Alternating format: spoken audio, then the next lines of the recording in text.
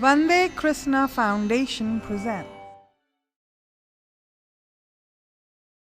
So, the atoms are made up of electrons and subatomic particles called electrons, protons, etc. So, electrons, protons are real, but there is no such thing as atom.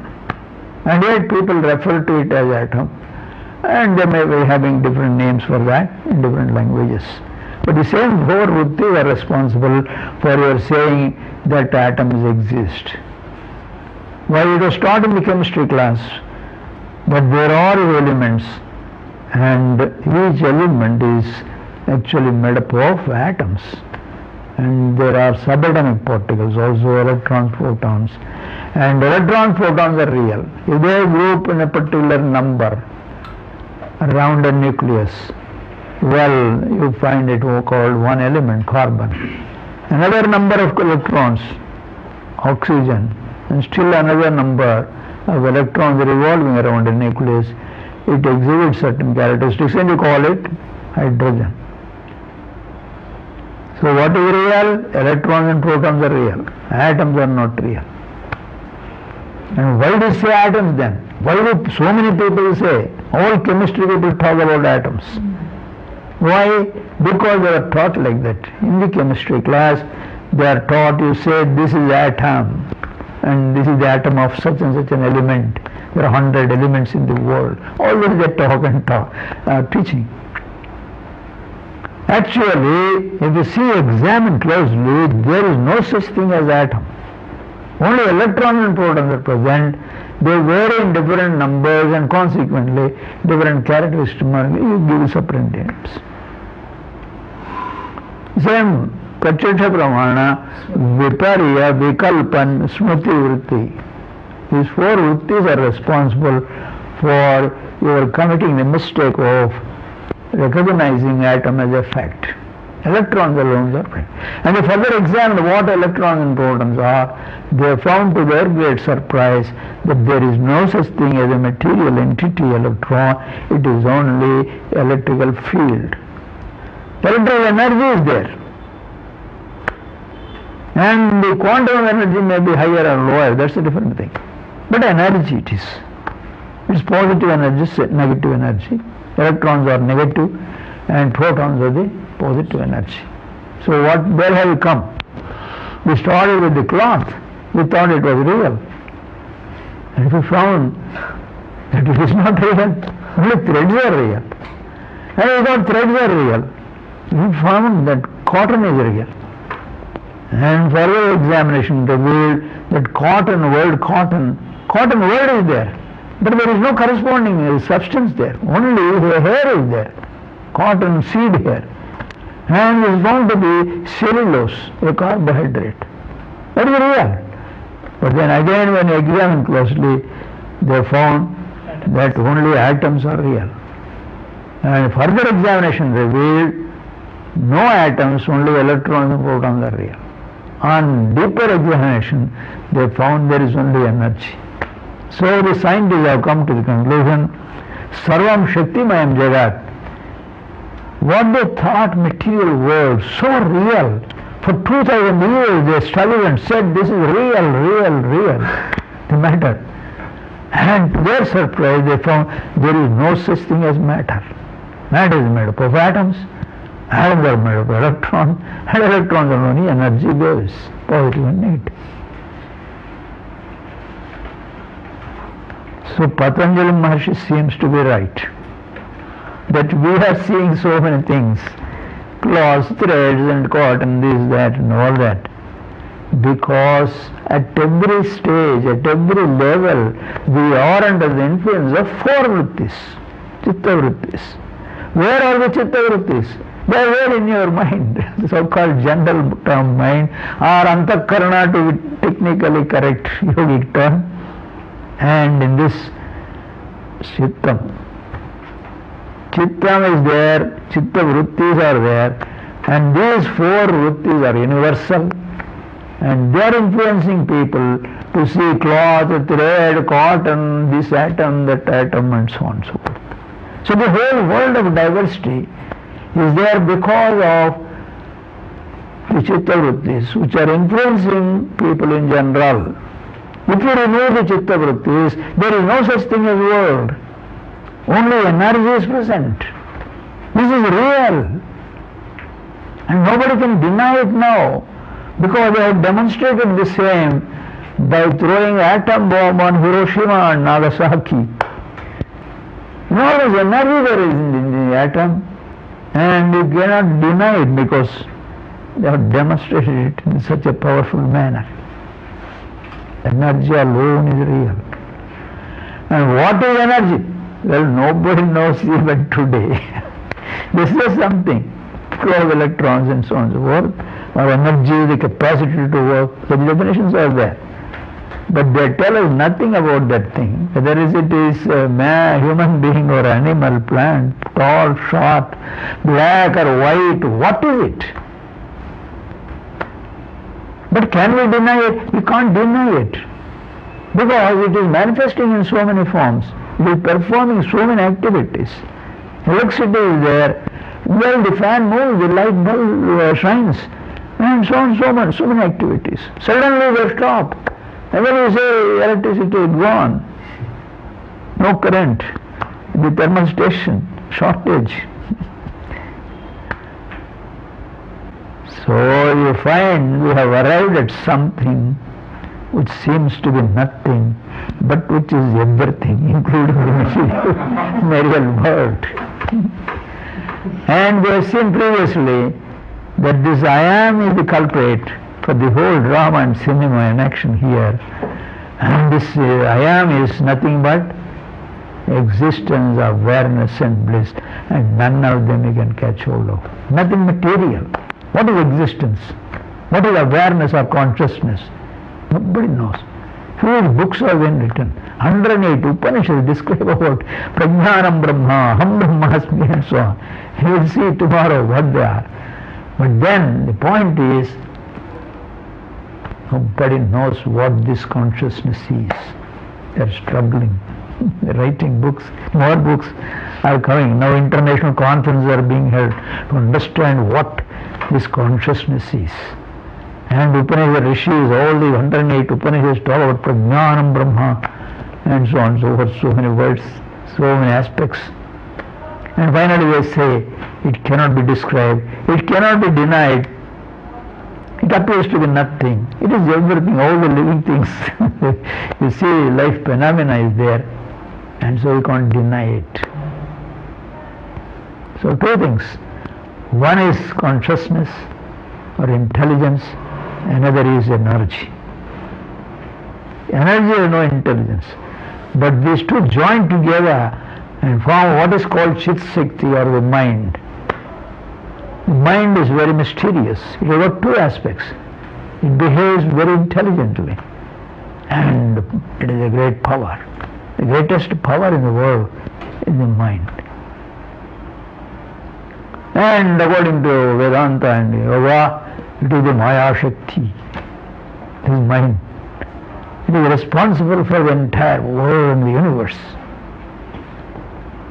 And for 2000 years they denied this, scientists. Now to their great astonishment, one of them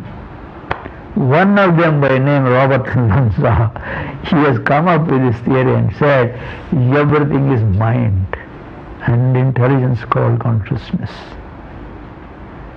If you don't accept this, then you cannot explain this world.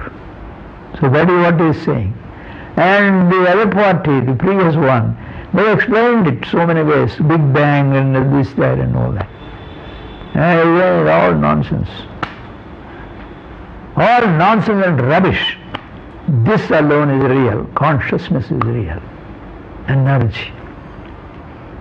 And the yogis have been telling, this is a drama of Chit Shakti, of the mind. Withdraw the mind, it will disappear. It will disappear. Is it true? Can the world disappear? If you withdraw the mind? Yes. That is your experience and you are the evidence. Sleep. In deep sleep condition, the entire world is gone. Where did it go? He is totally unaware of this world, including his own body-mind complex. And again he wakes up. Immediately the mind rises and you find the world also. How can the world rise suddenly and simultaneously, all this diversity? Well, again, you are the evidence. In your dream condition, in Swapnavastha, what's happening? You are closing your eyes, you cover yourself with a blanket, close the doors, and all this light, everything, and suddenly a new world appears in your mind.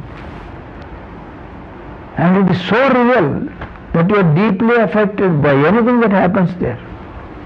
Suppose a thief comes in a dream thief, catches hold of a golden ornament. You almost go, you shout like anything. And all the people in the house come. What happened to you? What happened? He's shivering. Thief. Dragging away his necklace. And so you wake up, frightened, shivering, and you ask, what happened? What happened? Thief has come. And what thief? Where is the thief? There is no thief anywhere. Thief is in the dream. And he wakes up, thief is gone, and then you say, what nonsense. I was so frightened. So what's happening there in the sleep, in the dream condition? Your own mind is observing. Your own mind has become so many things, including the thief, your ornament, and you've got a new body there. All that is happening in your mind. Who is observing? It is the mind that is observing. What is it is observing? It is only the mentally created whole diversity there. So this is the evidence to say that what you see now is all a dance drama of Chit Shakti of the mind. But it is so real. And I lived for 50 years, 60 years. Oh, what is this? But when you wake up from this dream, you are now dreaming. You are under the influence of Jnana or Avidya, the sleep condition. These are different types of sleep. When you wake up from that sleep and you are in the Jagrata Avastha called Satchidananda Swarupam, you realize your true nature there. Just as when you wake up, you find your body here, which you say real. Whereas the dream body is not real. Here you are a male individual, but in the dream you become a lady, and beautiful ornaments, many, because you have been thinking about gold ornaments and all that. You become a lady with so many ornaments, and so naturally the thieves come.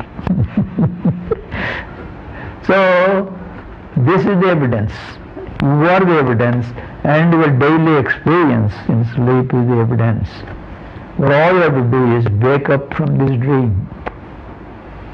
And that is what is called jnana. Atma jnan. You are the Atma Swarupi, but you forgot about it.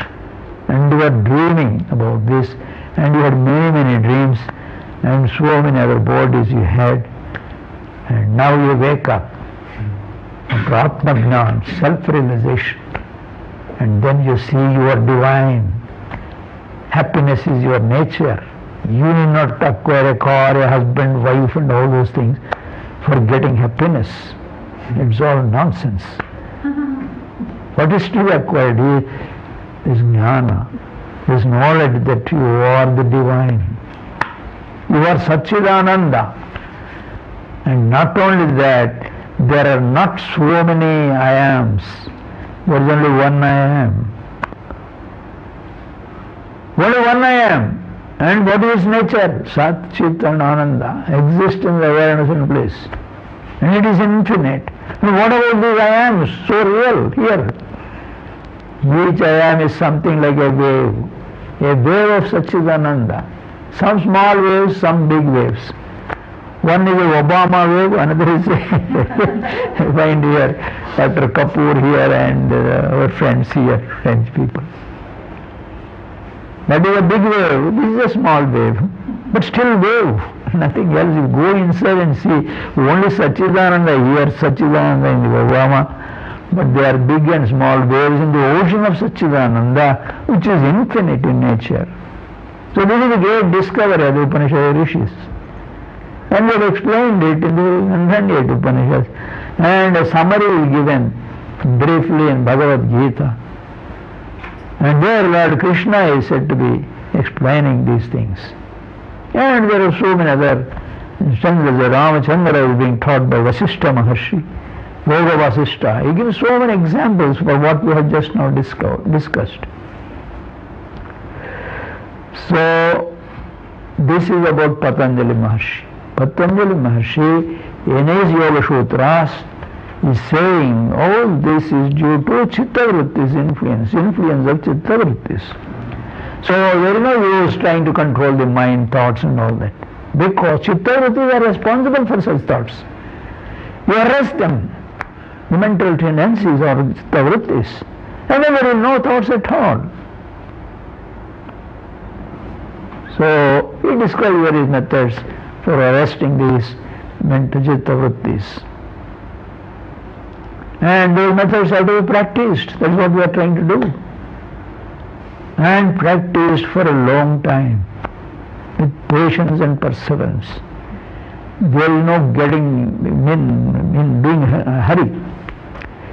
No Vandana technique will work here. Being hurry. Come on, do it, yes. What? Nothing will happen. You have to patiently sit in the meditation hall and you must shout, whoa, whoa. You see, you are doing it for 1 hour at Omkara. And she sits for 5 minutes. No, Swamiji, I sit 1 hour. Please, Swamiji, don't. Swamiji, I sit 1 hour, then 1 hour rest, then 1 hour back again. Anyway, so Satu Dirghakala Nairantarya Satkara Sevita Drudhavamuhi, he says, Patanjali Maharshi. Dirghakala, that is for a prolonged period you must do this sadhana. Nairantarya, that is inside, outside, with great love and devotion you must do. Not simply because I said Omkara, I will do Om and all that. No. You are doing puja, you are doing worship to the Lord of the universe, not an ordinary God. He is God of the universe. And so, with great humility, you are nothing. See, the solar system is a speck compared to the Milky Way galaxy, not the universe. Milky Way galaxy, one galaxy, our galaxy. We are all living in the galaxy. At least you remember. Don't say I am living in there is a Rishikesh. What Rishikesh? Where is Rishikesh? There is no such thing as a Rishikesh when you compare it with the solar system. And the solar system is nowhere when compared to the Milky Way galaxy. So where are you?